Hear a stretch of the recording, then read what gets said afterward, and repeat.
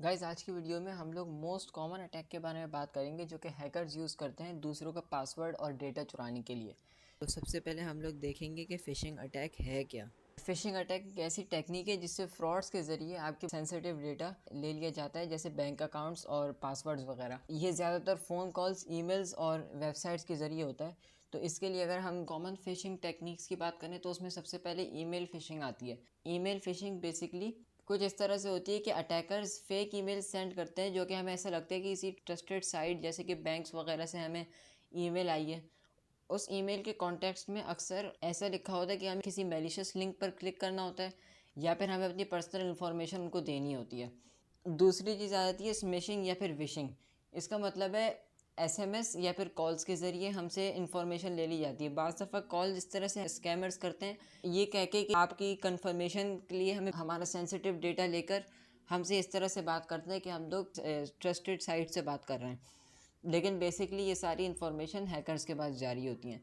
तीसरी चीज़ आ जाती है वेबसाइट्स। वेबसाइट्स में अक्सर लॉगिन पेजेस के ज़रिए हमारा जो सेंसिटिव डेटा है वो ले लिया जाता है। जैसे कि किसी ईमेल के ज़रिए आप लिंक पे क्लिक करें, हमें भले तो देखने में तो एक नॉर्मल लॉगिन पेज की तरफ ले गया हो, जैसे कि गूगल का भी नॉर्मल लॉगिन पेज है, उस पर ले गया हो। अगर हम उसमें अपनी क्रेडेंशियल्स डालेंगे तो सीधा हैकर्स के पास जारी होती हैं। तो अगर आप बात करें तो हमें इस फिशिंग अटैक को परफॉर्म करने के लिए क्या क्या चाहिए, तो सबसे पहले हमें एक लिनक्स मशीन चाहिए होगी, और इसके बाद कोई फ़िशिंग सॉफ्टवेयर चाहिए होगा जिसके ज़रिए हम लोग एक फ़िशिंग वेबसाइट बनाएंगे और किसी यूज़र को इस तरह से उसका पासवर्ड लेंगे। और हम जो टूल इसके लिए इस्तेमाल करने जा रहे हैं वो है जी फिशर।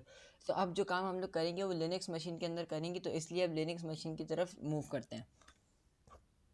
तो यहाँ पर हम लोग अपनी लिनक्स मशीन में एंटर हो चुके हैं। और सबसे पहले, अब जैसा कि आप लोगों को बताया था कि हम लोग जी फिशर इस्तेमाल करेंगे, तो जी फिशर की गिटहब पेज पर जाने के लिए वेब ब्राउज़र हम ओपन करेंगे, और ओपन करके हमारे पास कुछ इस तरह की फ़ाइल्स आएंगी। इन फाइल्स को क्लोन करने के लिए हम लोग इधर कोड पर जाएंगे और कोड पर जाके इसको कॉपी करेंगे। अपना टर्मिनल खोलेंगे।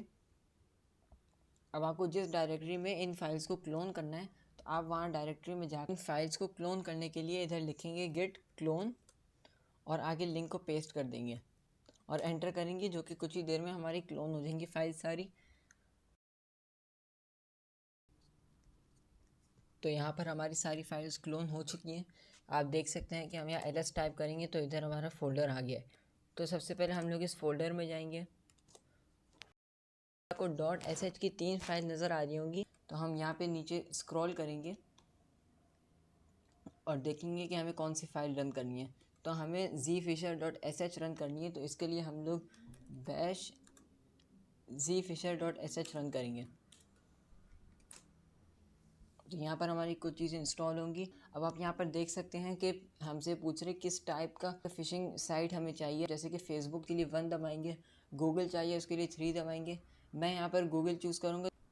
अब हमसे पूछ रहे कि गूगल का ओल्ड लॉगिन पेज चाहिए, न्यू लॉगिन पेज चाहिए। मुझे ओल्ड लॉगिन पेज चाहिए। अब हमसे ये पूछेगा कि टनलिंग सर्विस हमें किस तरह की चाहिए। मैं यहाँ पर क्लाउड फ्लेयर लूँगा। अब हमसे पूछ रहा है कि कस्टम पोर्ट हमें कोई चाहिए। हमारे पास डिफ़ॉल्ट पोर्ट जो होता है वो पोर्ट 8080 है। अगर आपको कस्टम पोर्ट चाहिए तो आप वाई दबाकर इसको ले सकते हैं। मैं यहाँ पर एन दबा रहा हूँ। अब हमारे लिंक जनरेट कर रहा है। तो यहाँ हमसे ये पूछ रहे हैं कि हमें कोई मास्क यूआरएल चाहिए या नहीं चाहिए। मास्क यूआरएल यानी इसका मतलब है कि यूआरएल अगर आप देखेंगे तो वैसे तो कुछ और होगा। मास्क यूआरएल में हम लोग अपनी तरफ से जो यूआरएल हमें चाहिए होगा हम यहाँ पर लिख देंगे और वो यूआरएल में ऐड हो जाएगा। तो मैं यहाँ पर एन दबा रहा हूँ, मुझे नहीं चाहिए। तो थोड़ी देर में हमारे लिंक इधर जनरेट हो चुका है। हमारे पास 3 लिंक्स आएंगे। सबसे पहले अगर आप कॉपी करके इसको हम यहाँ पर खोलेंगे, यहाँ पर आप देख सकते हैं कि थोड़ी देर में अपना पब्लिक आईपी आ चुकी है। और अगर मैं यहाँ पर कुछ क्रेडेंशियल्स डालूँ अपनी और इसको साइन इन करूँ, तो देखने में तो हमें एक नॉर्मल लॉगिन पेज पे ले चुका है।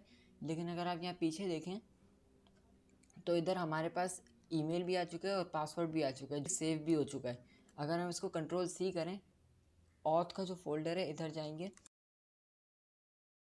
तो यहाँ पर आप देख सकते हैं कि हमारा ईमेल भी आ चुका है और इधर पासवर्ड भी आ चुका है। अब हम इस लिंक को किसी और यूज़र तक पहुँचाएंगे और उनके जो क्रेडेंशियल्स हैं वो लेंगे। तो इसके लिए सबसे पहले हम लोग दोबारा से वही मेथड रिपीट करेंगे।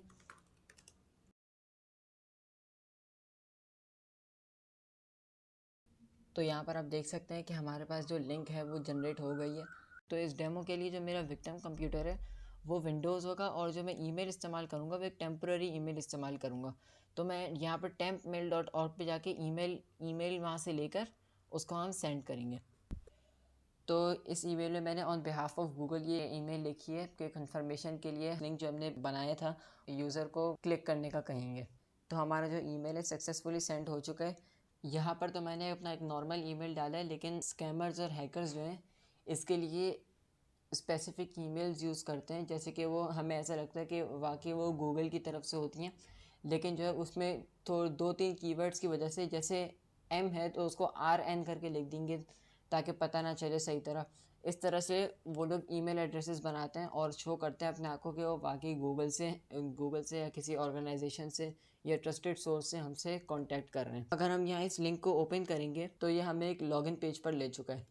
यहाँ पर यूज़र्स अक्सर ये गलती कर देते हैं कि सही तरह ना तो इस लिंक को पढ़ते हैं बल्कि कॉन्टेक्स्ट पढ़ के फ़ौरन इस लिंक को खोल देते हैं।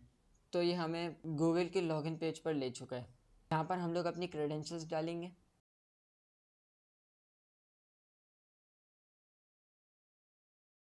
तो हमें ऐसा लग रहा है कि हमें रीडायरेक्ट कर चुका है रिकवरी अकाउंट के पेज पर। तो लेकिन अगर हम लोग ये अटैकर मशीन पर जाकर देखेंगे तो वहाँ पर हमारे आईपी एड्रेसेस और यूज़र नेम पासवर्ड वगैरह सब कुछ शो हो चुका है। यहाँ पर हम लोग अगर इसको देखें हाँ, तो हमें अपने सारे आईपी एड्रेसेस जो हैं वो शो हो रहे हैं। क्रेडेंशियल्स अगर हम देखें तो वो भी हमारे पास शो हो रहे हैं। अब अगर हम पब्लिक आईपी एड्रेसेस देखें, वो शेयर होना इतना ख़तरनाक है कि हम लोग किसी की से लोकेशन फाइंड या ट्रैक कर सकते हैं। अगर हम ब्राउज़र पर जाएं तो और अपना आईपी एड्रेस एंटर करें तो यहाँ पर हमारी लोकेशन आ चुकी है, जो कि एक बहुत ख़तरनाक बात होती है। तो अब हम फ़िशिंग अटैक से बचने का तरीका जो है वो डिस्कस करेंगे।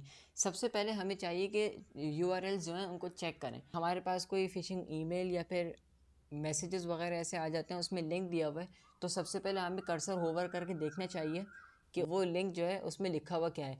अगर किसी ट्रस्टेड साइट से होगा जैसे कि पेपाल से होगा तो उसमें पेपाल लिखा हुआ होगा, लेकिन अगर ये कोई मेलिशियस लिंक होगा तो उसमें कोई और कीवर्ड्स लिखे होंगे।